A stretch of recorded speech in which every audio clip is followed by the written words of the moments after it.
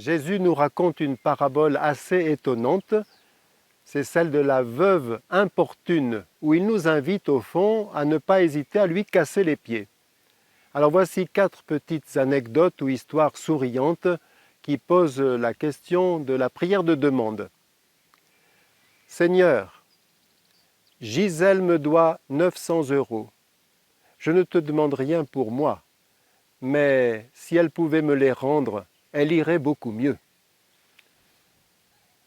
Dans un séminaire, le père professeur aimait bien soumettre à la sagacité des étudiants, des séminaristes, des cas. Et ce jour-là, il pose la question, qu'est-ce que ça peut faire si un cultivateur demande au Seigneur de la pluie et qu'un vacancier lui demande du soleil?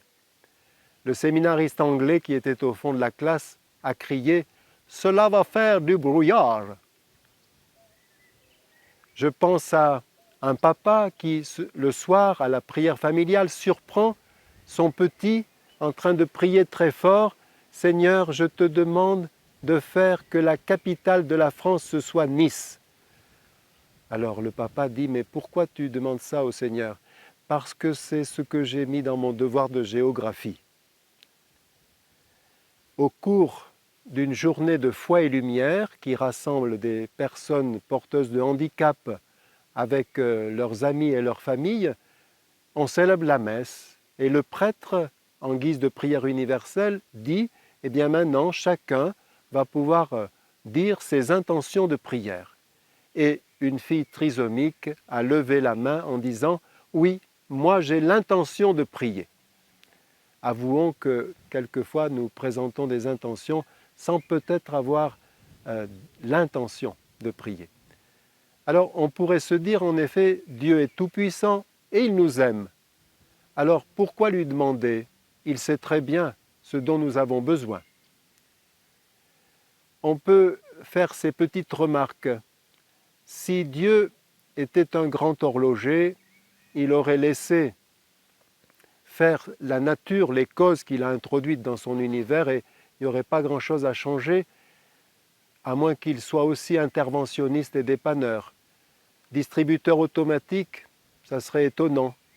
Mais Dieu est un père et les vrais parents savent que dans l'éducation, c'est important qu'avant d'offrir un cadeau, il y a un certain intérêt, une certaine curiosité, un désir, un appétit.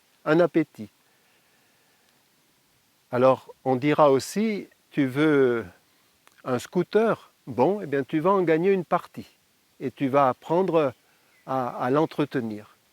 Il faut penser que nous demandons à un père.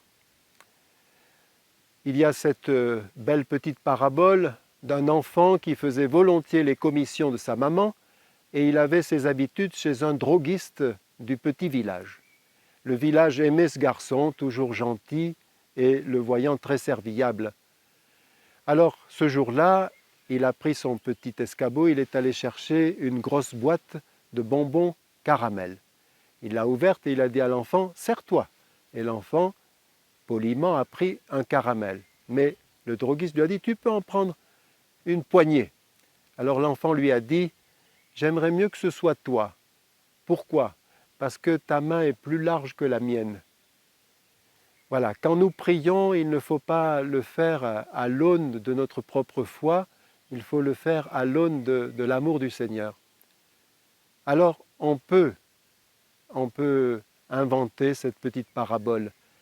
Imaginons quelqu'un qui, dans sa prière du soir, dit « Seigneur, je devrais peut-être te demander la paix pour le monde entier et la santé pour tout le monde, mais d'autres le font beaucoup mieux que moi.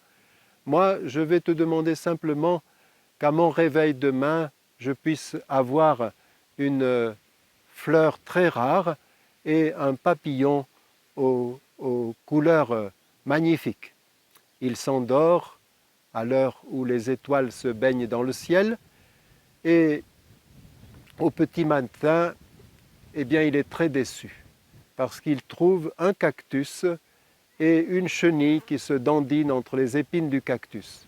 Alors il se met en colère. « Seigneur, ça n'est pas ce que je t'ai demandé. » Et le soir, il ne fait pas sa prière.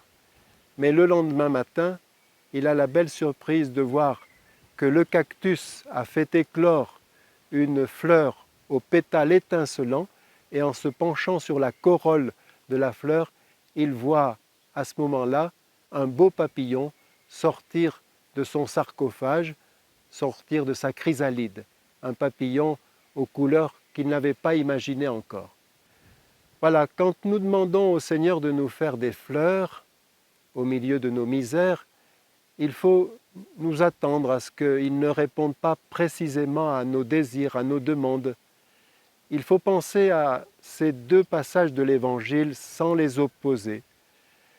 D'une part, Jésus nous invite à demander, comme dans la parabole de la veuve importune, et puis dans d'autres passages où il nous dit « Demandez, vous recevrez, cherchez, vous trouverez, frappez, la porte vous sera ouverte ». Mais dans le chapitre 6 de l'Évangile selon saint Matthieu, il nous dit aussi « Regardez les lys des champs, comme ils sont magnifiques. Or, ils ne tissent pas, ils ne moissonnent pas.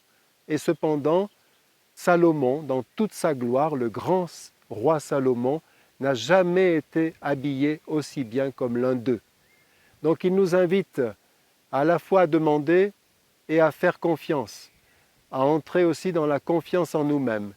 Si bien qu'on pourrait résumer en disant « La prière ne consiste pas tant à dire « Seigneur, accorde-moi ceci ou cela », mais « Seigneur, accorde-moi à toi ».